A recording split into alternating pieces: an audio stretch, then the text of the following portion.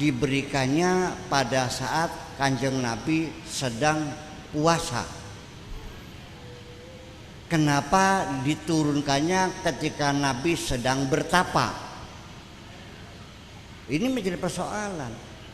Nah, kenapa diturunkan orang bertapa? Dimanapun sejarah manusia, apakah Konfusius, apakah Siddhartha Gautama, apakah siapa lagi, Napoleon Bonaparte, apakah itu Alexander the Great, ataukah itu Nabi Khidir, Nabi Musa, Nabi Ibrahim, Nabi Ilyas, semua Nabi Khidir, orang-orang besar semua itu mendapatkan wangsit, mendapatkan wahyu, mendapatkan wangsit ya.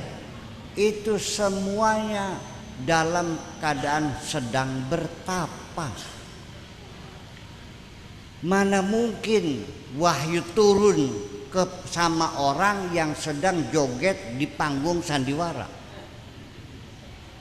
Mana ada orang besar keluarnya dari diskotek?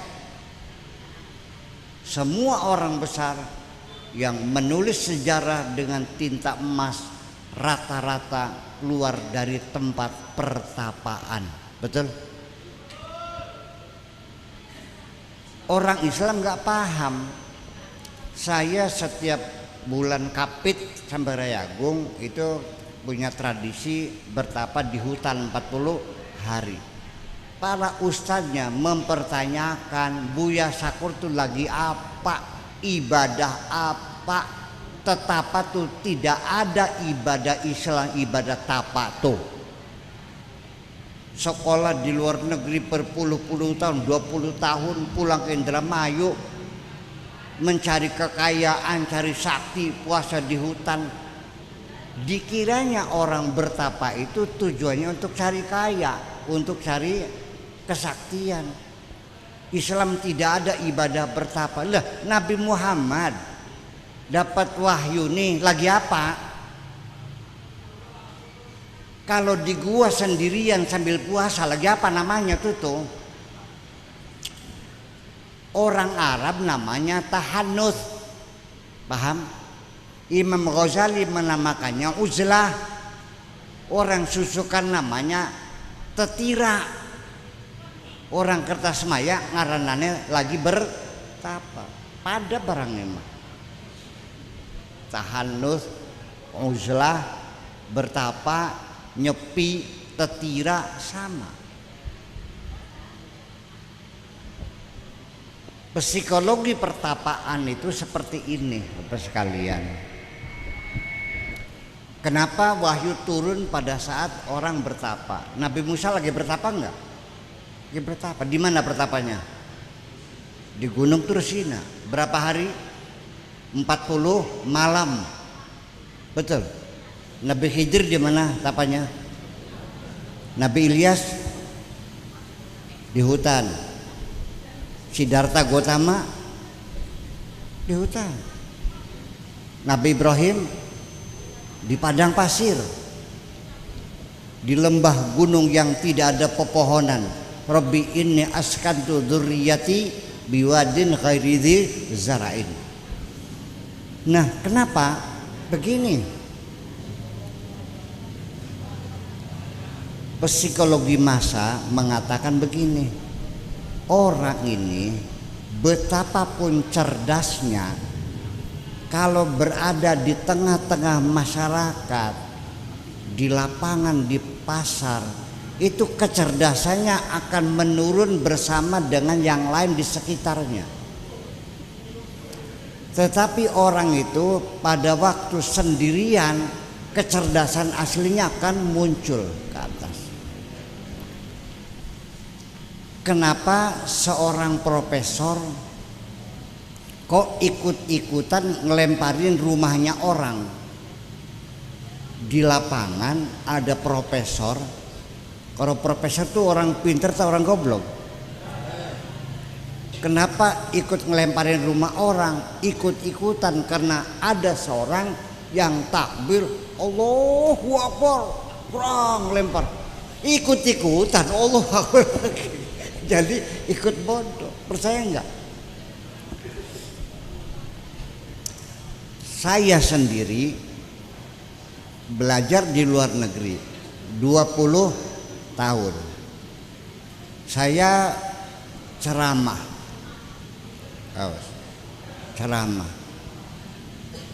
Berulang kali, dan sering terjadi lagi ceramah begini ditinggalkan satu persatu.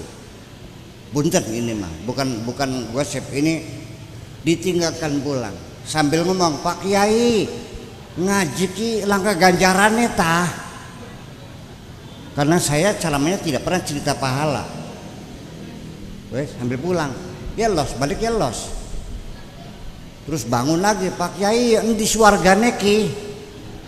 Karena saya tidak pernah cerita swarga, sambil pulang. Pak Kiai ayo ga sangiran ki. Anu kah nyangir kah wangsalan. Ora bisa. Pulang lagi. Pak Kiai ayo ga sing lucu-lucu kah semena gemuyunem ngantuk kiki. Bayangkan sakit hati saya. Tapi saya tidak mau mengalah. Sampai tinggal 4 orang di depan saya. Masih ada yang mendengarkan, lanjut. Kalau sudah pulang semua tinggal kursi baru saya turun. Artinya saya tidak mau ikut larut dalam kebodohan masyarakat itu. Paham Rikin?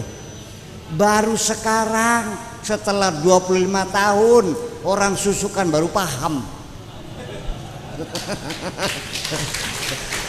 Iya. Sebab kalau saya ngaji ganjaran, engkau mengabadikan kebodohanmu. Paham? Nggak masuk akal. Bacaan ini pahalanya sekian, baca ini gimana lagi? Masa agama dibawa dengan pahala saja? Pakai logika yang benar. Nah, jadi artinya kalau saya ikut selera masyarakat, maka kecerdasan saya pun menurun. Betul nggak? Nah, makanya perlunya uzlah itu adalah meningkatkan kecerdasan individual. Seseorang baru cerdas. Dari mana datangnya kecerdasan ini? Datangnya kecerdasan ini karena ketika orang sendirian, maka dia sedang berdialog dengan dirinya sendiri. Orang ini tidak pernah berhenti berdialog. Percaya enggak? Kalau ada teman sama siapa ngobrolnya? Kalau ada teman sama siapa ngobrolnya? Ya sama teman. Kalau ada mertua sama siapa ngobrolnya? Kalau ada istri, kalau sendirian, bapak-bapak, ibu-ibu, kalau di WC diem tak ngobrol. Diem. Nunggu tak ngurung aja. Saya mendengarkan kamu ngobrol. Anu betul enggak? Lamun makanan engkone makanan aja makanan makanan baik ngobrol aja sampai suwe bisa nih biasa apa gini, ternyata lagi ngejurnal. Ngobrol sampai ketika kita sedang tidur pun otak kita tidak pernah diam, terus berputar dan berdialog dengan makhluk-makhluk yang bermacam-macam, kadang-kadang makhluk-makhluk yang dicipta oleh temporal lobe yang ada di dalam otak kita ini. Ya, tercipta makhluk-makhluk. Nah, silakan kalau tidak percaya, mau coba silakan bapak-bapak, ibu-ibu pergi ke hutan, masuk ke dalam gua minimal 40 hari, jangan ketemu orang, berzikir apa saja, mau subhanallah, mau alhamdulillah, mau la ilallah, tidak ketemu dengan orang.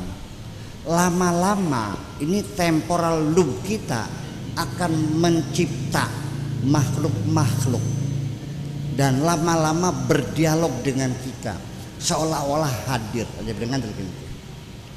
Tapi saya ingin menegaskan bahwa Nabi Muhammad itu ketika dia didatangi oleh malaikat Jibril lalu disuruh membaca Iqra bismi rabbikal ladzi khalaq,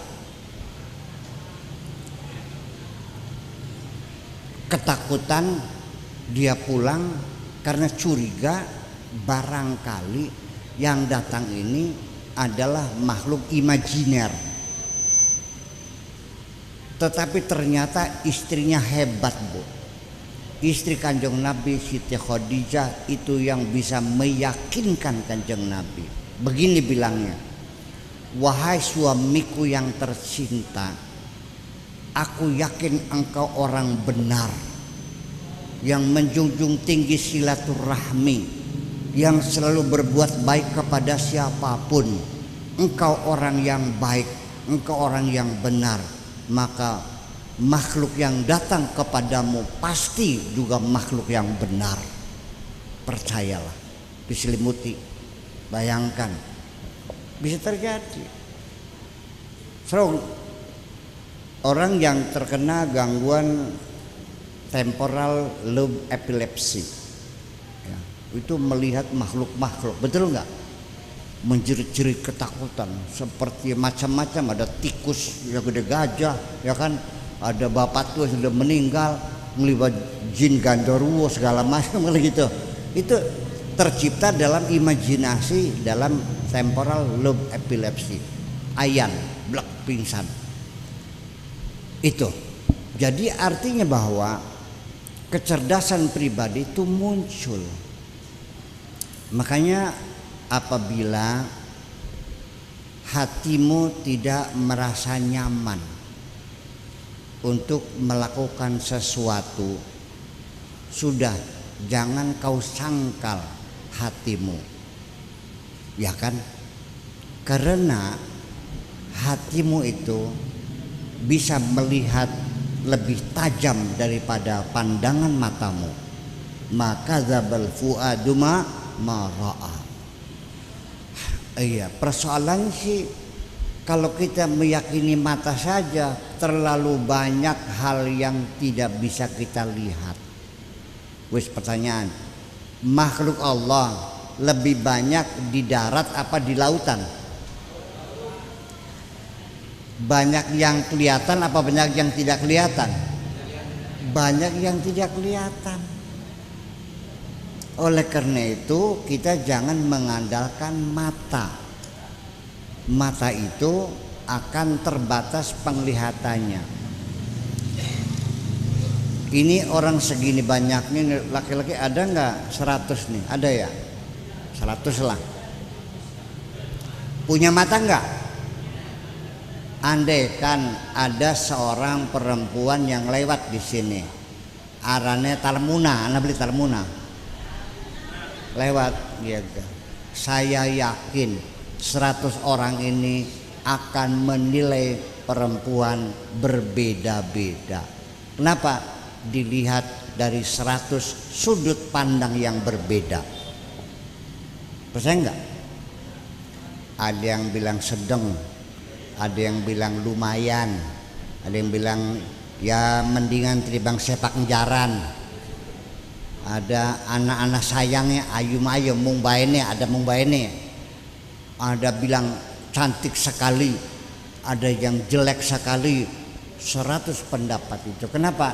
Karena mata kita melihatnya berbeda. Paham enggak? Bapak melihat saya, melihat enggak saya ini? Saya yakin akan berbeda-beda. Pengen tahu?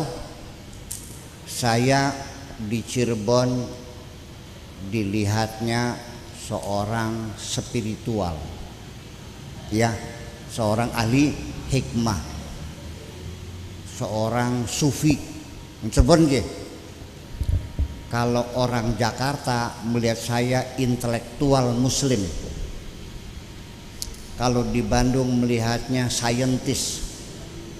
Kalau orang Purwakarta, Bekasi, Subang budayawan.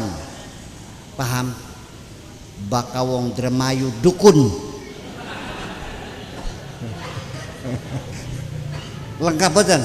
Lengkap, ya begitulah. sampai di tempat kelahiran saya sendiri di Kertasmaya masih mempertanyakan kari Kiai Sakur kok bisa apa sih? Paham nggak? Kenapa? Karena mata kita melihat dari sudut pandang yang berbeda-beda. Paham? Nah, itulah makanya yang akan sama itu adalah ketika yang melihat adalah hati kita. Mata saya sering tertipu melihat perempuan pakai jilbab, ya kan, sampai iya bokat ke uya santri ndikin ki. Wajah dibuka, rambutnya abang, ada. Paham? Lah ya iya. Ngewer-ngewer tasbih. Jadi kalau bisa mata kita melihat tajam, tapi kalau sudah dikelotok oleh Allah. Kapan dikelotoknya? Ketika mata kita berhenti melihat dunia ini.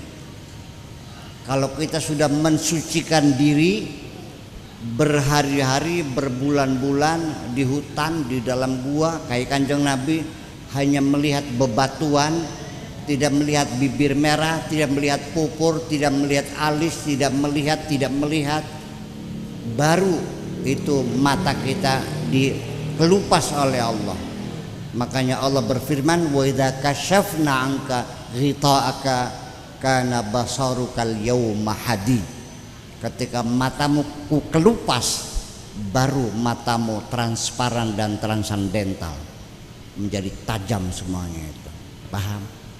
Nah, itulah makanya kondisi Nabi Muhammad itu. Makanya saya percaya sangat mungkin dan masuk akal Nabi dapat wahyu ketika dia sedang bertapa dan sambil berpuasa di Gua Hira.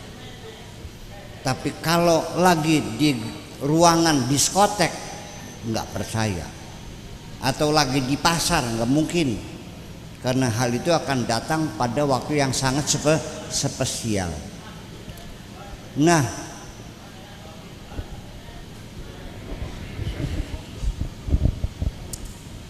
lalu sekarang umurnya berapa? 40 tahun, masuk akal.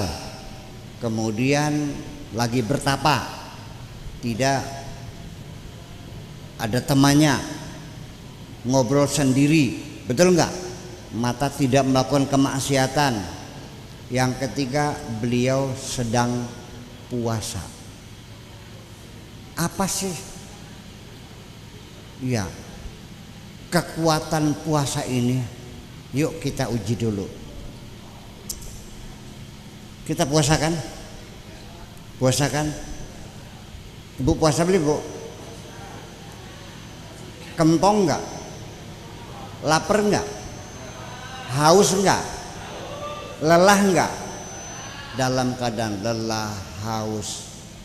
Kenapa dalam keadaan lelah, dahaga dan haus, kok kenapa setiap malam sanggup sholat sunnah 23 rakaat? Setelah itu masih kurang lagi, ditambah baca Quran sampai jam 12 malam, tadarus. Kenapa? Yuk kita tonton nanti bulan Syawal. Tolong Pak Kuwu laporkan kepada saya, disusukan masih ada nggak orang setelah tidak berpuasa sanggup sholat sunnah 27 rakaat dan baca Quran sampai jam 12 malam? Ada nggak? Jadi ada apa di balik puasa itu? Nah, itu kan pertanyaan. Berarti di balik puasa ada sesuatu kekuatan yang muncul, yaitu bangkitnya ruhani kemanusiaan. Jadi ibu-ibu sekalian, orang kuat itu bukan fisiknya, tapi ruhaninya yang kuat. Betul nggak? Bukan fisiknya, ruhaninya yang kuat. Nah, makanya ada dua. Kita ini ada rohani, ada jasmani. Kaidahnya gini, kalau jasadmu selalu dimanja, apa maunya diturutin, ya, maka rohanimu jadinya melempem, rohaninya tidur. Tapi ketika jasadnya digebugin, dikendalikan, rohaninya akan bangkit. Percaya? Percaya enggak? Kita buktikan. Ya kenapa? Badan capek, tapi kok bisa? Yang membuat manusia kuat itu bukan fisiknya. Iya. Artinya bahwa kekuatan fisik sudah lewat. Sekarang di abad milenial ini sudah banyak ditentukan oleh kemampuan berpikir, bukan fisik. Zaman dulu kalau raja yang bisa ngelawan macan, betul nggak? Yang otot kawat balung besi. Sekarang mah yang gede dhuwur apa sing cerdas jam nikin ge. Yang cerdas udah ceritanya udah lain, udah lewat itu mah. Nah makanya lalu yuk kita bulan puasa. Kenapa selama bulan puasa ini saya kok setiap datang ke rumah teman itu selalu kok loman banget sih? Yang biasanya kalau saya datang ke situ hanya air aqua atau kadang-kadang air di gelas juga dadak nyibuk senggentong, orang digodok-godok acan. Kok kenapa bulan puasa nawarinya teh tubruk, kopi, susu, coklat, kolak kayak 5 macam itu kabeh. Kok loman temen sih bulan puasa ki? Muncul sampai dalam bermasyarakat. Kok ibu-ibu rumah tangga dalam bulan puasa ini kok memperhatikan rumahnya tetangga? Dari pagi tidak ada asapnya. No, ikat delengan umas sing esuk lang kabul-kabule tilikana. Nguncluk anaknya ke sana. Mi nggak bisa masak, nggak punya beras. Seorang ibu rumah tangga melihat ada tetangganya nggak bisa masak, nggak punya beras, nangis ketuan. Betul nggak? Betul nggak? Nggak mikir beras berapa harganya, sekilo langsung dicibuk 2 liter. Nya, ini uangnya kasihkan nih 20.000 buat beli gesek. Masih mumpung jam 4, masih ada waktu buat masak. Ngelus dari Allah, kasihan. Artinya dalam kita berpuasa, kenapa kepedulian sosial kita muncul? Kenapa kita ikut terharu melihat penderitaan orang lain? Silakan buktikan. Begitu kita selesai puasa, medite nongol maning silakan dengan itu. Betul enggak? Nah itulah kondisi yang menyebabkan saya yakin Kanjeng Nabi dapat wahyu itu karena dia sedang berpuasa, karena dia sedang bertapa, karena dia usianya sudah 40 tahun. Lah gimana lagi? Ini semuanya adalah bukti-bukti bagi kita bahwa bahwa Al-Quran diturunkan tepat waktu dan tepat orangnya. Tidak salah pilih Allah pasti. Padahal pada zaman itu banyak orang yang menunggu-nunggu pengen jadi nabi. Karena waktu itu ada isu rumor bahwa sudah saatnya akan turun nabi yang termasuk Musailamatul Kadzab juga menunggu kayak kita mau apa kinki.